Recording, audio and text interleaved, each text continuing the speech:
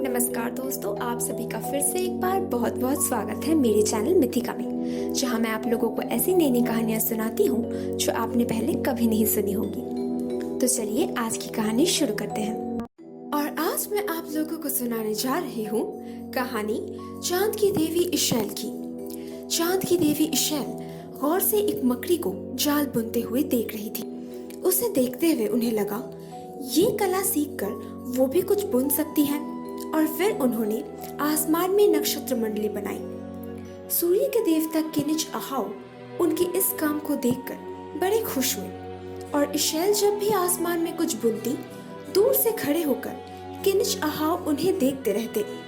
मगर इशैल के नाना बहुत गुस्सैल थे और वो सूर्य के देवता को अपनी नातिन के पास भटकने भी नहीं देते थे। नाना की नजरों से बचकर इशैल तक पहुंचने के लिए किनिच अहाउ ने एक योजना बनाई और एक दिन एक हमिंग बर्ड का रूप लेकर इशैल के सामने आए। जैसे ही इशैल ने उस प्यारी सी पंछी को देखा, उन्होंने अपने नाना से कहा, नाना जी मुझे वो पंछी ला दीजिए ना। इशैल के नाना ने एक तीर से उस पंछी को घायल कर दिया, फिर अपनी नातिन के पास ले आए। उस घायल पंछी को देखते ही इशैल ने उसकी सेवा की और उसे वापस पहले जैसा स्वस्थ बना दिया। स्वस्थ होते ही सूर्य के देवता अपने असली रूप में इशैल के सामने आए और कहा कि चलो यहाँ से भाग चलते हैं। वो दोनों एक छोटी सी नाव की मदद से वहाँ से भागने ही वाले थे कि इशैल के नाना ने उन्हें देख लिया और उन्हें रोकने के लिए तूफान के देवता का आवाहन किया। तूफान से डरकर इशैल समुद्र में कूद गई और अपने आप को एक केकड़े में बदल लिया। मगर तब तक तूफान के देवता उन पर बिजली गिरा चुके थे और उस बिजली की वजह से इशैल की मौत हो गई। उनकी मौत होते ही उनके शरीर को लाखों ड्रैगन फ्लाइज ने घेर लिया और बादल जैसे चांद को ढकती है वैसे ढक कर रखा। इसके साथ साथ 13 दिनों तक कुछ ड्रैगन फ्लाइज ने 13 लकड़ी के टुकड़ों को अंदर से खोखला किया और 13वीं रात को वो सारे लकड़ी टूट गए और उनमें से बाहर निकली इशैल, चांद की देवी, जिंदा और पहले से भी ज्यादा खूबसूरत। उन्हें देखते ही सूर्य के देवता ने वक्त जाया नहीं करते हुए उन्हें शादी का प्रस्ताव दिया और इशैल खुशी खुशी मान गई और उन दोनों ने शादी कर ली। मगर ये कहानी यही खत्म नहीं होती है। उनकी शादी के बाद किनिच अहाउ के भाई बार बार उनसे मिलने आने लगे।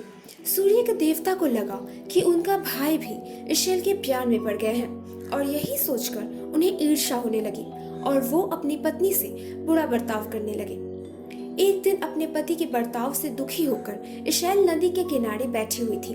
ठीक तभी एक विशाल पंछी आकर उनसे कहता है कि अगर इशैल चाहे तो वो उन्हें अपनी पीठ पर बिठाकर पहाड़ों पर घुमाने ले जा सकते हैं। दुखी इशैल को अपने पति से दूर जाना था और इसीलिए वो मान जाती है। वहां जाकर वो गिद्धों के राजा से मिलती है। वो बहुत दयालु और खुश मिजाज थे।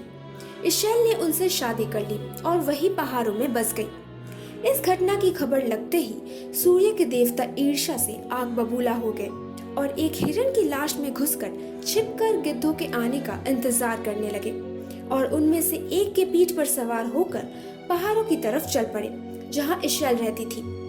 वहां जाकर उन्होंने इशैल के सामने बहुत रोया, गिड़गिड़ाया कि वो पहले जैसे नहीं रहे।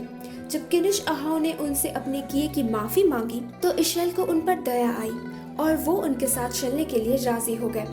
मगर किनिच अहाउ ने जल्द ही अपना असली रंग दिखाना शुरू कर दिया। एक साथ घर वापस आते ही इशैल के पति ने उन्हें बहुत मारा, जिसकी वजह से उनके सारे शरीर में चोटें आ गई और काले धब्बे पड़ गए। उसके साथ साथ उनकी शानदार रोशनी भी फीकी पड़ गई। अपमानित इशैल उसी रात वहां से भाग आई और उन्होंने ठान लिया इसके बाद वो तभी दुनिया के सामने आएंगी जब उनके पति सो जाएंगे। आसमान के तारों को उन्होंने अपना दोस्त बना लिया और अपनी फीकी ही सही मगर आंखों को आराम देने वाली रोशनी उनके साथ बांट ली ताकि मुसाफिरों को रात में भी वो राह दिखा सके। तो दोस्तों, कैसी लगी आप लोगों को आज की कहानी? अगर अच्छी लगी हो तो प्लीज इसे लाइक कर दीजिए। नीचे कमेंट सेक्शन में लिखकर जरूर बताइएगा कि आप लोगों को कैसा लगा और प्लीज प्लीज प्लीज मेरे चैनल को सब्सक्राइब कर दीजिए और हाँ, अपने दोस्तों के साथ शेयर करना बिल्कुल मत भूलना। मैं आप लोगों से मिलूंगी अगले हफ्ते एक और नई कहानी के साथ।